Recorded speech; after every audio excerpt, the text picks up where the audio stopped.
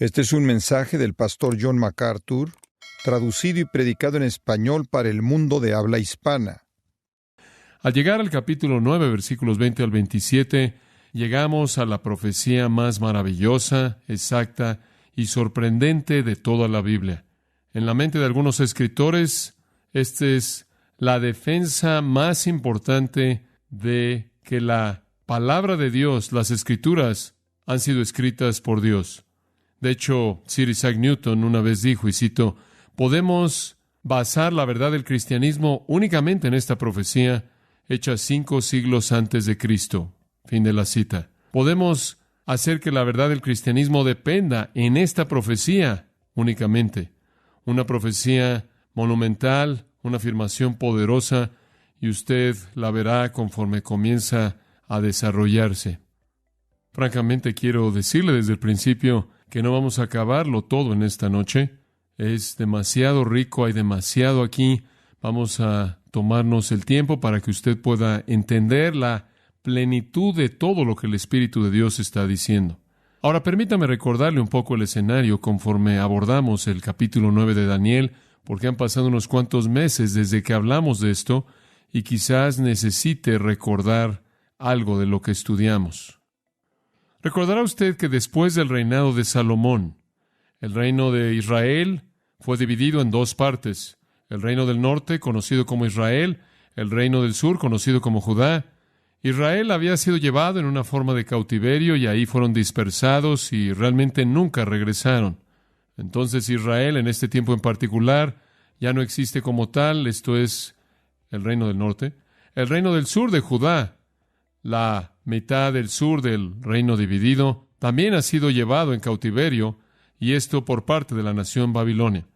Hubieron una serie de 3 deportaciones. Nabucodonosor vino en primer lugar alrededor del 605 al 606 y se llevó a los jóvenes de los nobles y los príncipes, entre ellos un hombre joven llamado Daniel y sus 3 amigos, Misael, Ananías y Azarías, quienes llegaron a ser conocidos como Sadrach, Mesach y Abed-nego en términos babilonios.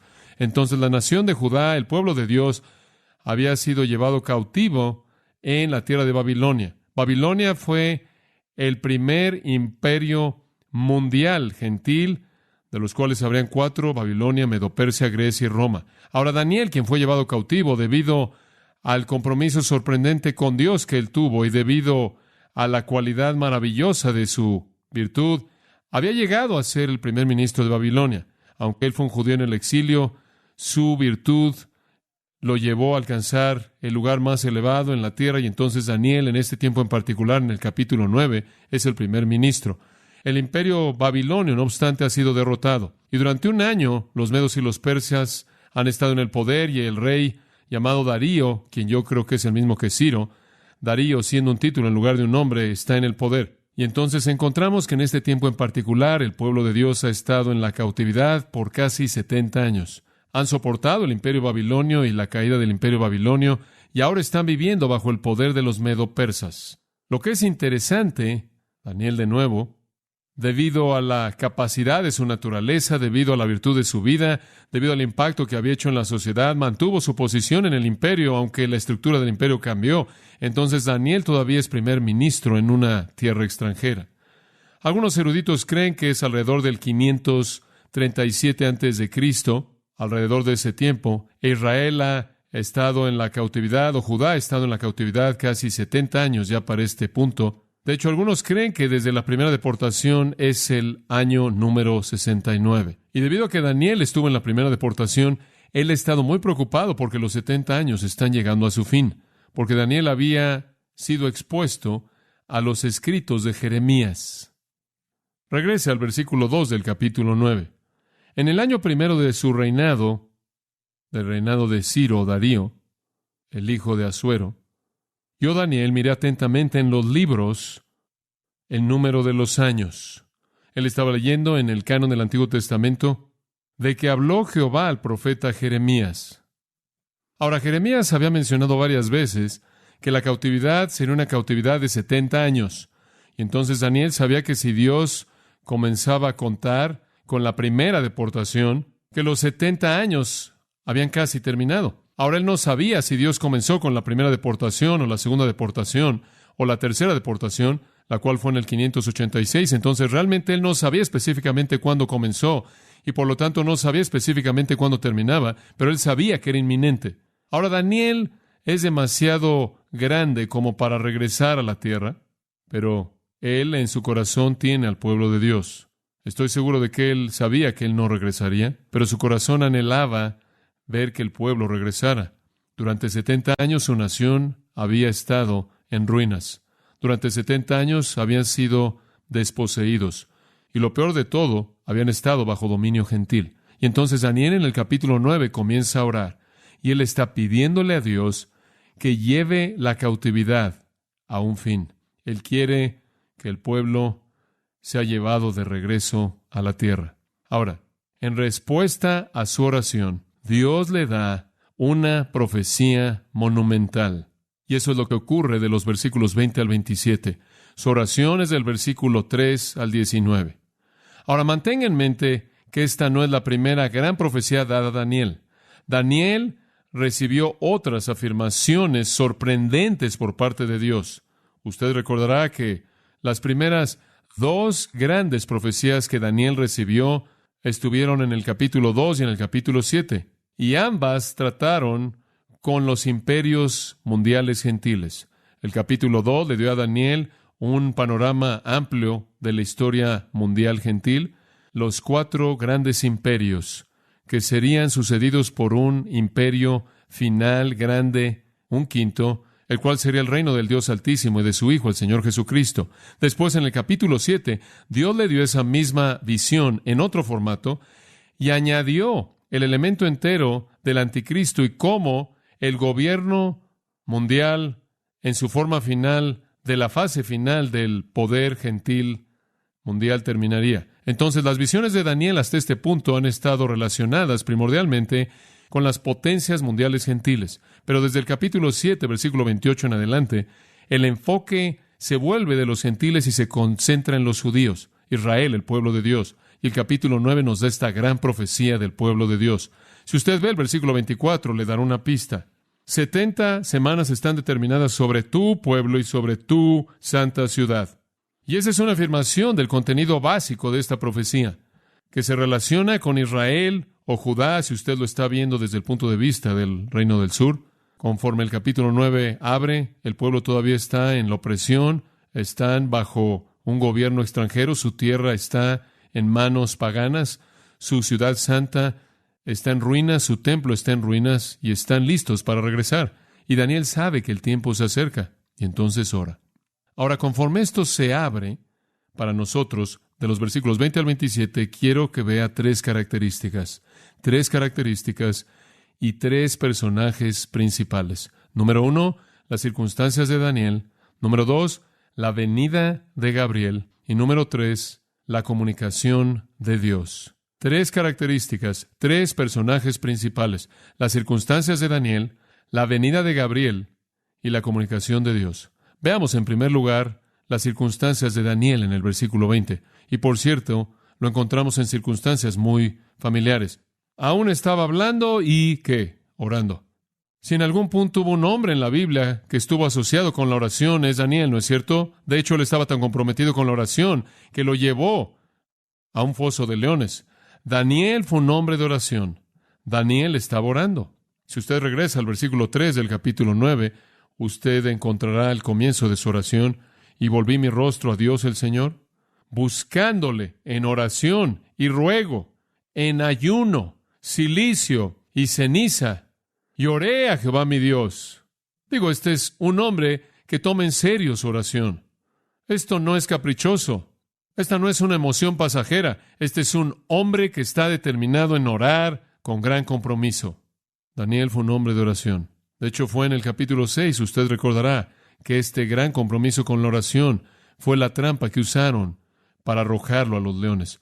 Pero él nunca titubeó. Si usted regresa al capítulo 6, versículos 10 y 11, usted encuentra que no importó cuál fue el decreto del rey, Daniel iba a orar sin importar lo que pasara, y Dios lo sostuvo debido a su fidelidad. Él vio hacia Jerusalén como era su costumbre y oró 3 veces cada día, porque así es como él había sido preparado, y estaba comprometido con hacer eso, y entonces lo encontramos en una circunstancia común. Ahora observe de nuevo el versículo 20 y usted encontrará ahí 4 verbos que son importantes. Aún estaba hablando, llorando y confesando mi pecado y el pecado de mi pueblo Israel, y derramaba mi ruego delante de Jehová mi Dios por el monte santo de mi Dios. 4 verbos: hablando, orando, haciendo confesión y rogando. Simplemente 4 maneras de hablar acerca de su oración. 4 elementos, 4 ingredientes, 4 facetas. Y creo que, en cierta manera, están ahí para resumir en cierta manera los versículos 3 al 19. Esos 4 verbos, por cierto, se repiten en algún lugar en la oración en los versículos 3 al 19. Y entonces, esta es la manera en la que el Espíritu Santo está diciendo. Ahora, mientras que Daniel estaba orando esa oración y el Espíritu Santo simplemente escoge 4 verbos seleccionados de el contenido de la oración para resumirla. Mientras que Daniel estaba en medio de la oración, en otras palabras, la idea es que antes de que la oración hubiera terminado, mientras que todavía estaba orando, Dios comenzó a moverse. Ahora, podríamos decir mucho acerca de Daniel, pero creo que quizás lo más grande acerca de Daniel está al final del versículo 20 en términos del enfoque de su oración. Hay muchas cosas en las que usted se podría enfocar en la oración. Daniel tuvo el enfoque correcto. La mayoría de la gente tiene el equivocado. Créalo o no, la mayoría de la gente, la mayoría de nosotros incluidos, en la mayor parte del tiempo oramos para consumirlo en nuestros propios deseos. Esa es básicamente, simplemente la manera en la que oramos. Señor, dame esto. Señor, protégeme de aquello. Señor, asegúrate de que tenga lo que necesito. Señor, yo. Pero ese nunca fue el enfoque de Daniel. Él estaba hablando, llorando y confesando su pecado y los pecados de su pueblo, Israel, y presentando su ruego, presentándolo delante de Jehová mi Dios. ¿Y con qué propósito? Por el monte santo de mi Dios. Fue por causa de Sión. Fue por la persona de Dios. Fue por su nombre santo. El monte representando toda su gloria. Él oró por la gloria de Dios y ese fue el corazón y el enfoque de su oración. Me entristece tanto cuando oigo a la gente decir, bueno, necesitas demandar esto de Dios y demandar aquello de Dios y debes decirle a Dios que te tiene que dar esto y tienes que reclamar esto y aquello. Daniel oró por la gloria de Dios, no por su satisfacción personal. Y en respuesta a eso, él recibió una profecía sin paralelos. Y creo que conforme pensaba en esto, no puedo evitar sino pensar que Daniel recibió una respuesta tan increíble. Me pregunto si mi vida de oración pudiera ser alterada de tal manera que Dios pudiera mostrar tal gracia como para hacer en mi vida simplemente una parte de las cosas maravillosas que hizo en la vida de Daniel. Y como resultado de eso, regresé a lo largo del capítulo y comencé a volver a aprender, porque había olvidado algunas de ellas ya para este punto. Volví a repasar las características de la oración de Daniel, que liberó una palabra como esta por parte de Dios. No podía evitar sino pensar, ¿qué hay en la oración de Daniel que causó una respuesta así? De hecho, en el versículo 21 dice, sí, mientras que estaba hablando en oración, el varón Gabriel, a quien había visto en la visión al principio, voló rápidamente y me tocó. Ahora escuche esto. Digo, el hombre ni siquiera había dicho amén antes de que el ángel llegara con la respuesta. Ahora, esa es la manera en la que debemos orar. Y cuando la respuesta llegó, fue una respuesta más maravillosa de lo que jamás alguien se podría haber imaginado. ¿Cómo es que alguien puede orar para recibir una respuesta divina como esta? ¿Cómo es que alguien puede orar como para ser tan bendecido? Entonces regresé a lo largo del capítulo y lo haré únicamente brevemente para usted. ¿Qué estuvo bien en la oración de Daniel? ¿Qué lo hizo una oración que fuera respondida de esta manera? ¿Qué había en esta oración que tocara a Dios de esta manera? Porque parece que a veces cuando oramos y no tenemos el sentido del toque de Dios, ¿qué hubo ahí? Recuerde, si es tan amable, en primer lugar, él oró en respuesta a la palabra de Dios. Él oró en respuesta a la palabra de Dios. Su oración nació de la experiencia de la palabra. Ese es el versículo 2. Entendí por los libros el número de los años. Estaba leyendo Jeremías y volví mi rostro al Señor. En otras palabras, los parámetros de sus oraciones fueron establecidos por la palabra de Dios. Él oró dentro del marco de la revelación de Dios. Él probablemente leyó Jeremías 25:11, Jeremías 25:12, Jeremías 29:10, porque todos esos versículos hablan de los 70 años. Y él dijo, yo sé cuál es el propósito de Dios. El propósito de Dios son 70 años. Y coherente con la revelación de Dios, ahora puedo orar, porque Dios envía a mi pueblo de regreso, porque es coherente con el marco de tiempo que Él ha establecido en su propia palabra. Entonces, lo primero que usted aprende de la oración es que la oración debe estar alineada con la revelación de Dios. Usted no puede orar de manera correcta a menos de que usted entienda los propósitos eternos de Dios. ¿Se da cuenta? En segundo lugar, y tengo que añadir eso simplemente porque es tan obvio, él oró no solo en respuesta a la palabra de Dios, sino de acuerdo con la voluntad de Dios. Él dijo, Señor, tú ya has dicho que lo vas a hacer, entonces hazlo. De hecho, la única petición en la oración entera y todo lo que vemos de los versículos 13 al 18 es simplemente preparación. Y él finalmente llega al versículo 19 y aquí está la petición. Oye, Señor, oh Señor, perdona, presta oído, Señor, y hazlo. Esa es la petición. Una palabra, hazlo. Dijiste que lo ibas a hacer, está en tu palabra que lo vas a hacer, es tu voluntad hacerlo, hazlo, según la voluntad de Dios. Si pidierais algo en mi nombre, de acuerdo con mi voluntad, lo haré. Entonces Daniel dice, dijiste que lo harías, hazlo. Así debemos orar. Él oró en tercer lugar, con ferviencia, versículo 3, volví mi rostro. Ese es un hebraísmo para hablar de un espíritu determinado. Volví mi rostro a Jehová Dios. Y él lo tomó en serio, él ayunó. De hecho, algunos comentaristas creen que Gabriel comenzó a volar cuando él comenzó a ayunar, antes de que él siquiera comenzara a orar, porque Dios con toda seguridad no quiso oír su petición antes de que él supiera lo que él iba a pedir. Él estaba determinado, él fue ferviente. Él oró con abnegación, versículo 4, hice mi confesión. Digo, el hombre comenzó con el hecho de que él no era digno, ¿verdad? Cuando usted va a la presencia de Dios, usted tiene que ir en base a esa premisa, que usted no es digno. Y él oró por otros. Ese realmente fue el corazón de su oración. Notará en el versículo 5, nosotros, versículo 6, nosotros hemos, versículo 7, nosotros, todo Israel, versículo 8, nosotros, nuestro, nosotros, versículo 10, nosotros, versículo 11, todo Israel, nosotros, hemos, nosotros. No hubo nada egoísta en su oración. Él oró por Israel. Entonces él oró en respuesta a la palabra de Dios, según la voluntad de Dios, con ferviencia, abnegación, oró por otros, oró con confesión, ¿no es cierto? Ese es el número 6. Versículo 5 dice, hemos pecado, hemos cometido iniquidad, hemos actuado impíamente, nos hemos rebelado, hemos dejado tus preceptos, tus ordenanzas, nunca hemos oído a tus profetas. Como puede ver, él está enfrentando su propio corazón, el corazón de su pueblo. Él oró en séptimo lugar dependiendo de Dios, dependiendo de manera total de Dios. Él dijo, eres un gran, versículo 4, Dios asombroso, tú guardas tu pacto, tú muestras misericordia a aquellos que te aman y a aquellos que guardan tus mandamientos. En otras palabras, él oró su oración en dependencia de la promesa absoluta, incambiable, de un Dios incambiable. Y finalmente yo diría que se enfocó en la gloria de Dios. El punto entero de su oración estuvo en la gloria de Dios. Eso fue todo. Hazlo por causa de ti, versículo 19.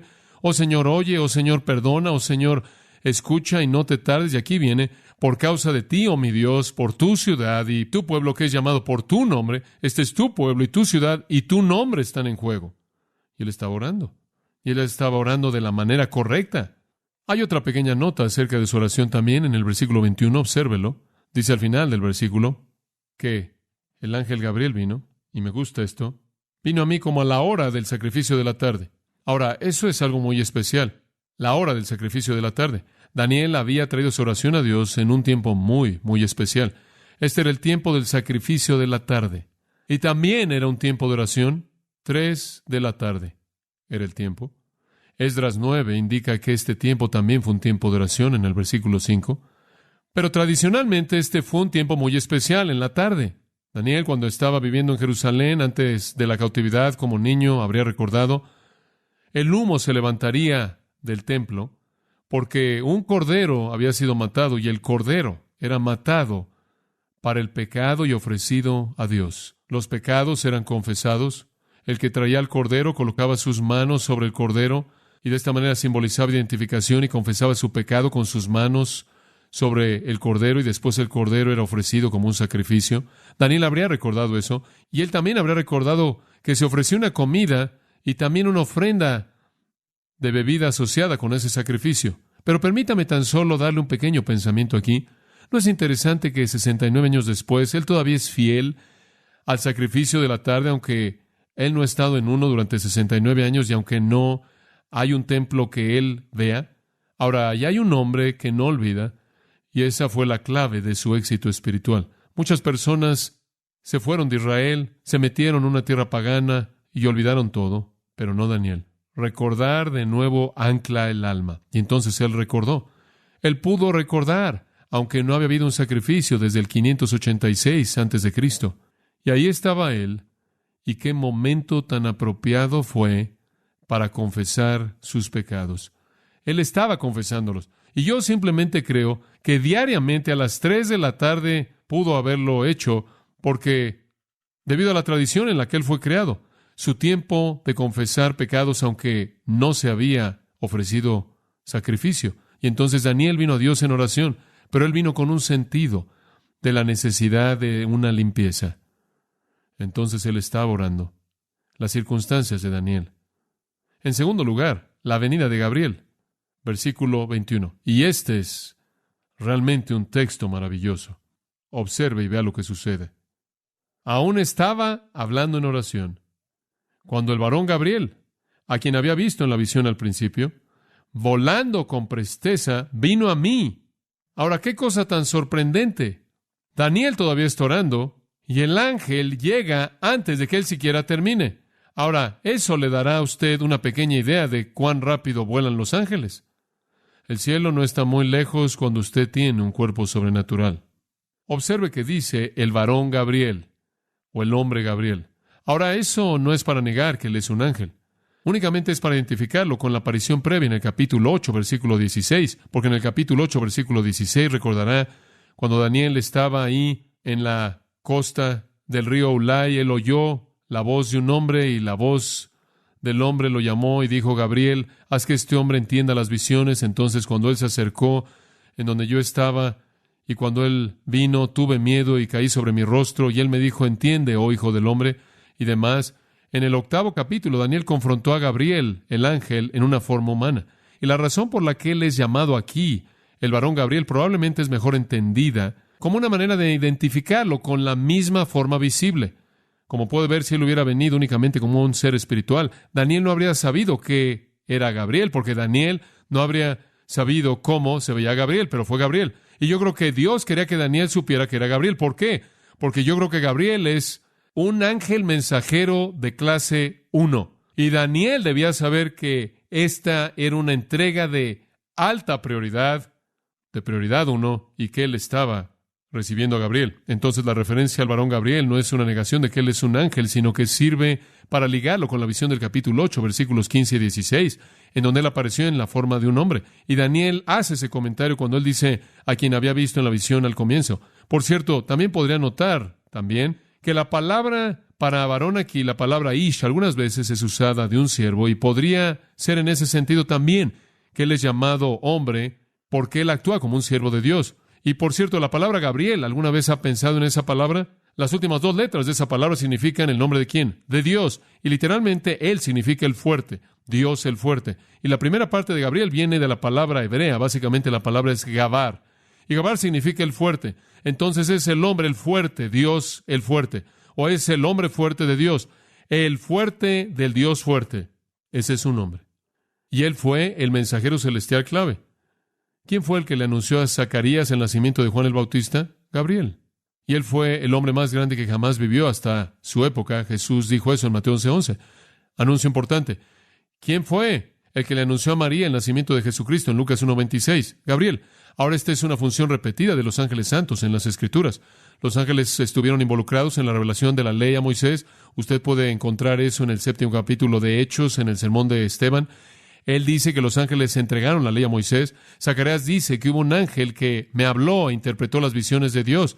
Gran parte del libro de Daniel, gran parte del libro de Apocalipsis vino a través de ángeles. Los ángeles fueron usados como mensajeros de Dios. Ahora de regreso al versículo 21. Este ángel voló rápidamente. Tan rápido que llegó ahí antes de que Daniel terminara de orar. Y por cierto, simplemente mantenga esto en mente. Los ángeles literalmente no son omnipresentes, entonces tienen que ir de algún lugar a otro lugar, ¿verdad? Entonces es cuestión de velocidad. Es correcto, es cuestión de velocidad.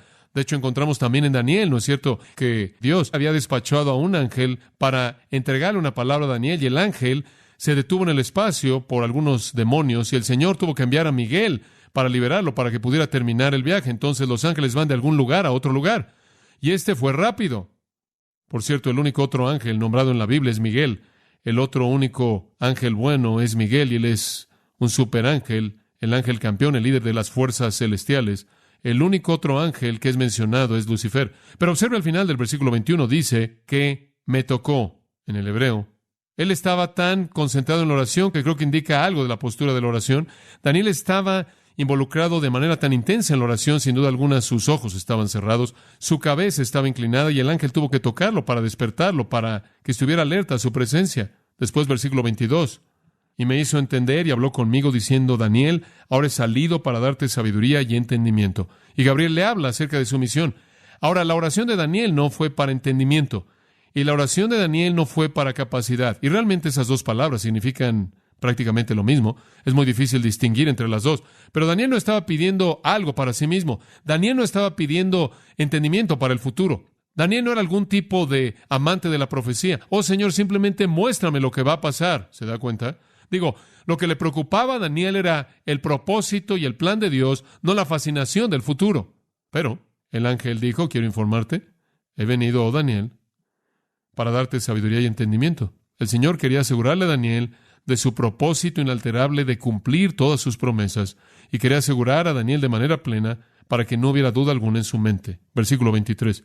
Al principio de tus ruegos, cuando comenzaste este proceso de oración, y esta es la razón por la que algunos comentaristas creen que fue cuando él comenzó a ayunar, porque ese fue el comienzo real de la oración, inclusive antes de que él hubiera pronunciado la oración.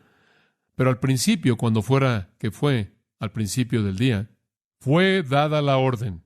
¿De dónde cree que fue dada? Vino de Dios. Todos los mandamientos de los ángeles vienen de Dios. Y yo he venido para enseñártela. Ahora escucha esto. Porque tú eres muy amado. ¿No es eso tremendo? Es un pensamiento tremendo. Apenas cuando comenzaste a orar, el mandamiento vino. Envíale una respuesta y llévala de primera mano. Y quiero que Gabriel se la entregue en persona. Ahora, ¿cómo es posible que usted llega a tener acceso a ese tipo de recurso divino? Creo que tiene que ver con la virtud de su oración y la calidad de su vida. Fue dada la orden. Y por cierto, la orden está en los versículos 24 al 27, como lo veremos. Gabriel fue el agente divino. ¿Por qué? ¿Por qué es que Dios respondió a su oración? No solo porque él oró como él debió haber orado, sino porque él fue lo que debió haber sido. ¿Lo ve en el versículo 23? Porque tú eres muy amado. Oh, ¿qué pensamiento es ese? ¿Qué pensamiento es ese? Creo que un buen paralelo, acabo realmente de pensar en esto en este momento, está en el libro de Judas. Hay un título maravilloso en el versículo 20 de Judas. No necesita pasar ahí, simplemente escúchelo. Dice esto: mas vosotros, amados, edificando vuestra santísima fe, orando en el Espíritu Santo, guardaos en el amor de Dios. ¿Y qué quieres decir? Guardaos, manténganse en el amor de Dios. Hombre, inicialmente esa es una afirmación aterradora, ¿no es cierto? ¿Qué tengo que hacer para mantenerme en el amor de Dios? ¿Qué está diciendo él? ¿Está él diciendo que puedo estar fuera del amor de Dios? Bueno, no en el sentido definitivo, pero creo que la manera de percibir eso es esta. Hay, por así decirlo, si usted traza un círculo en el suelo en algún lugar, simplemente para efectos de una imagen mental, y un gran círculo, y asume que dentro de ese círculo, y por cierto el círculo tiene una O alrededor de él, y eso representa una gran palabra en el Nuevo Testamento. ¿Cuál es? Obediencia. Entonces lo llamo el círculo de la obediencia. Pero usted traza este círculo grande, y mientras que usted está dentro de él, ahí es en donde llueve el amor de Dios. Ahí es donde el amor de Dios está liberando bendición en su plenitud. Ahora, mientras que usted se mantiene dentro de ese círculo, usted está manteniéndose en el amor de Dios. La bendición de Dios siempre va a ser derramada en los obedientes. Tan pronto como usted sale de ese círculo y usted comienza a ser desobediente, no es que Dios ha dejado de derramar la bendición. Es que usted se acaba de salir de los parámetros en los que eso está sucediendo. No es que Dios dice, oh Daniel, te amo más que nadie más. Lo que Él realmente está diciendo es, Daniel, tú estás en una mejor posición que la mayoría para recibir la bendición que quiero darle a todos. Pero debido a la ausencia de virtud en sus vidas, no lo puedo hacer. En otras palabras, hay cierto tipo de vida que lo coloca usted en el centro mismo del círculo de la lluvia de la bendición eterna de Dios. Y ahí es exactamente en donde Daniel estaba. No sé usted, pero ahí es donde yo quiero estar. ¿Quiere usted estar ahí? Yo pienso en esto y después pienso en Juan. Él dice, porque tú eres muy amado. Y Juan, cuando él escribe acerca de sí mismo, él dice, y ahí estaba Pedro, y estaba Andrés, y ahí estaba Jacobo, y después ahí estaba el discípulo a quien ¿qué? Jesús amaba. Digo, ¿por qué llamarse a usted mismo Juan cuando usted se puede llamar así, verdad? Y entonces Daniel, no solo debido a que su vida de oración era correcta, sino que su virtud era correcta, estaba tan bien, él fue grandemente amado por Dios. ¿Sabe lo que eso también me dice? Eso me dice que Dios tiene la capacidad de responder a mi obediencia, que Dios de hecho derrama bendición cuando yo soy obediente a Él. Yo quiero ser muy amado porque quiero experimentar lo que eso significa para su gloria. Entonces Él dice, al final del versículo 23, ¿entiende? ¿Pues qué? Debido a que eres muy amado, quiero que entiendas la visión, quiero que entiendas el asunto. Usted tiene que pensar y escuchar con atención. Una mejor manera de entender la palabra visión sería traducir la apariencia, porque realmente no es una visión. Este es el ángel Gabriel real, ahí en algún tipo de forma física. Es una aparición real de Gabriel en lugar de una visión, y entonces Dios le envía a su ángel, y vemos las circunstancias de Daniel y la venida de Gabriel. Esto nos lleva, en tercer lugar, a la comunicación de Dios. La comunicación de Dios. Versículos 24 al 27. Simplemente escucha esto. 70 semanas están determinadas sobre tu pueblo y sobre tu santa ciudad para terminar la prevaricación y poner fin al pecado y expiar la iniquidad, para traer la justicia perdurable y sellar la visión y la profecía y ungir al Santo de los Santos. Sabe pues y entiende que desde la salida de la orden para restaurar y edificar a Jerusalén hasta el Mesías príncipe, habrá 7 semanas y 62 semanas se volverá a edificar la plaza y el muro en tiempos angustiosos. Y después de las 62 semanas se quitará la vida al Mesías, mas no por sí, y el pueblo de un príncipe que ha de venir destruirá la ciudad y el santuario, y su fin será con inundación, y hasta el fin de la guerra durarán las devastaciones, y por otra semana confirmaré el pacto con muchos. A la mitad de la semana hará cesar el sacrificio y la ofrenda. Después, con la muchedumbre de las abominaciones vendrá el desolador, hasta que venga la consumación y lo que está determinado se derrame sobre el desolador. Ahora usted sabe por qué el ángel le dijo que escuchara con atención. Usted ha leído eso muchas veces y probablemente no entiende todo lo que acabo de leer. Esa es una afirmación muy compleja, muy compleja. Sin embargo, sorprendentemente precisa. Permítame ver si puedo darle un pequeño resumen para que pueda tener una idea de lo que dice.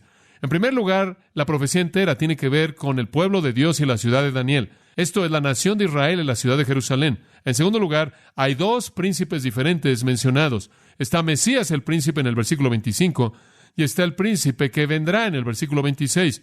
Uno es Cristo y uno es el anticristo. En tercer lugar, el periodo entero de tiempo involucrado es exactamente especificado como 70 semanas, versículo 24, y 70 semanas son divididas en 3 secciones. La primera sección son 7 semanas, la siguiente son 62 semanas, y la última es 1 semana. Entonces usted tiene 3 segmentos. El periodo de tiempo entero comienza, según el versículo 25, con la salida del mandato a restaurar y reedificar Jerusalén. El fin de todo, en el versículo 25, es cuando el Mesías, el príncipe, viene. Ahora eso es simplemente un panorama general, y lo veremos conforme avanzamos a lo largo de este texto. Observa el versículo 24, y no lo vamos a terminar. De hecho, quizás no lleguemos tan lejos como pensaba llegar esta noche, pero vamos a entrar al versículo 24 por un momento. 70 semanas están determinadas sobre tu pueblo. Ahora quiero que observe la palabra determinadas. Esta es una indicación divina. Esto nos dice que Dios tiene un plan, que Dios diseña el curso de la historia, que Dios ha predeterminado lo que está pasando. Es la suposición de un plan de Dios. De hecho, la palabra hebrea para determinadas es una palabra fascinante. Literalmente significa cortar algo. Y la idea es que en toda la historia humana, en todo el flujo de la historia humana, Dios ha cortado un segmento de tiempo y lo ha sacado para sus propios propósitos con su propio pueblo. Él ha tomado un periodo llamado 70 semanas y lo ha cortado del resto de la historia. Y es un periodo dirigido a cumplir la liberación de Israel. Observe de nuevo en el versículo 24 que es tu pueblo y tu ciudad santa. Daniel había orado en su oración por el pueblo, él había orado por la ciudad, y la respuesta vino relacionada a ambos. Ahora, ¿cuál es el propósito de esta profecía? Hay 6 propósitos dados en el versículo 24. Simplemente son sorprendentes. En primer lugar, Las 70 semanas son cortadas de la historia para que Dios lleve a cabo su obra con tu pueblo y tu ciudad para cumplir estos 6 objetivos. 3 son negativos, escuche, y 3 positivos. Número 1, terminar la transgresión. Literalmente significa restaurar, refrenar firmemente la transgresión. En el mundo en el que vivimos en la actualidad, el pecado tiene la libertad de expresarse a sí mismo.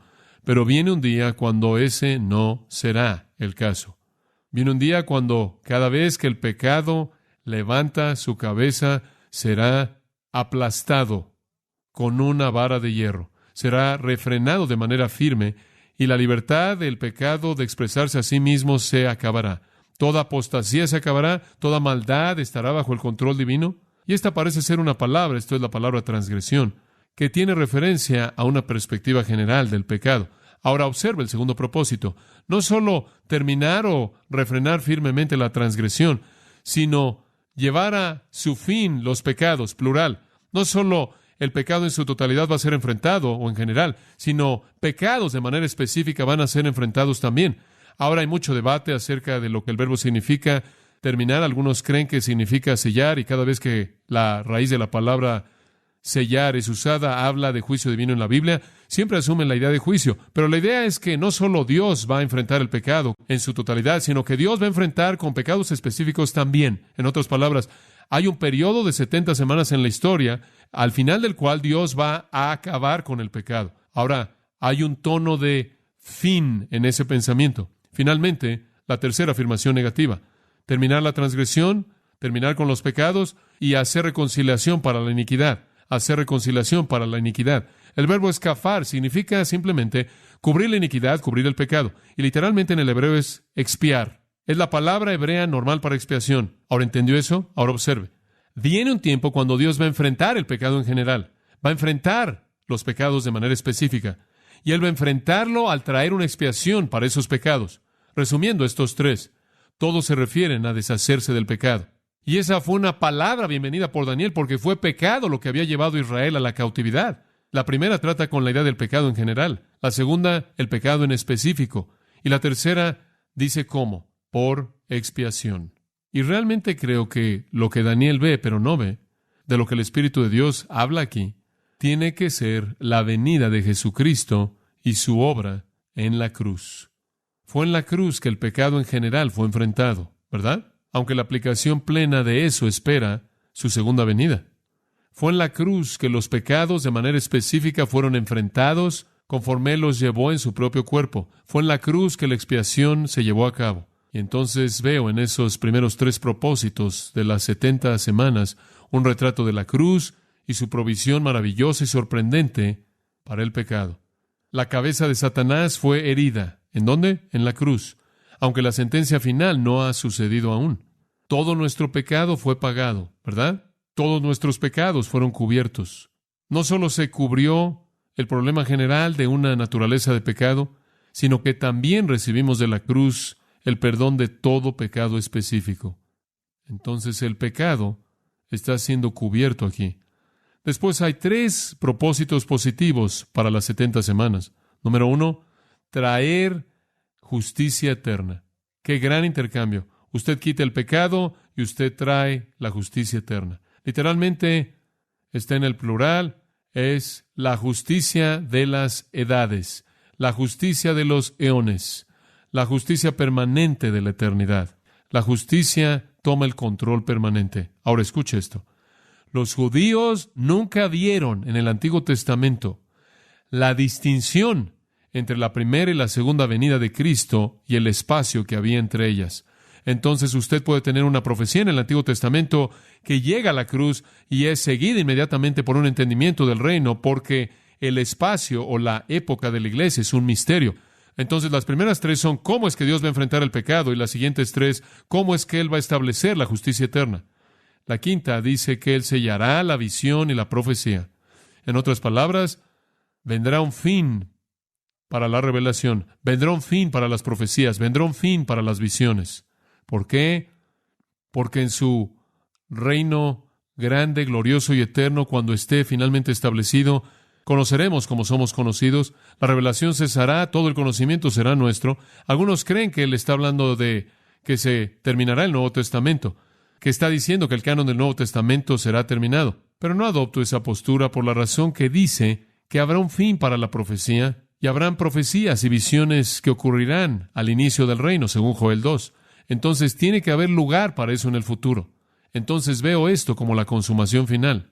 Y no puede ser demasiado quisquilloso con encajarlo todo en un pequeño bosquejo cronológico.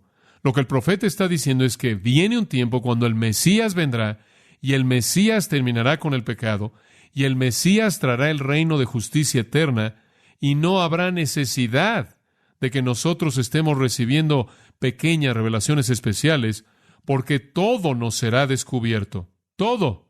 Y creo que él ve, especialmente en un contexto judío, la glorificación de los santos judíos en el reino. Finalmente, esta es una buena palabra al final del versículo 24. Y vamos a parar con esto. Ungir, ahora escucha esto, el santo, o mejor, un santo de santos, o un santísimo. Ahora, ¿qué es esto? La mejor traducción, amados, es un santo de santos. Y lo que está diciendo es simple. La frase santo de santos se refiere o al lugar santísimo en el tabernáculo o al lugar santísimo en el templo. Y yo creo que lo que está diciendo es que al final, con la justicia eterna y con conocimiento completo, conoceremos como somos conocidos, también se establecerá un templo en el reino. Y lo único que tiene que hacer es leer Ezequiel 40 al 48 para encontrar esa confirmación. Este es el templo restaurado del reino milenario. Entonces usted entiende el panorama, ¿verdad? Resumiéndolo, usted tiene una profecía aquí. Y si esto no abre su apetito para la semana próxima, no sé cómo hacerlo. Usted tiene una profecía aquí que se estira desde el día de Daniel hasta el tiempo cuando el Mesías viene, cuando Él acabe con el pecado y los pecados y Él expía, y Él establece un reino de justicia eterna, y Él termina con las visiones y las profecías. Un pensamiento maravilloso. Y Él construye un templo milenario magnífico e incomparable. Esta profecía se estira desde el día de Daniel hasta el final. Y lo que es sorprendente es que el profeta nos dice exactamente cuánto va a ser. 70 semanas. 70 semanas.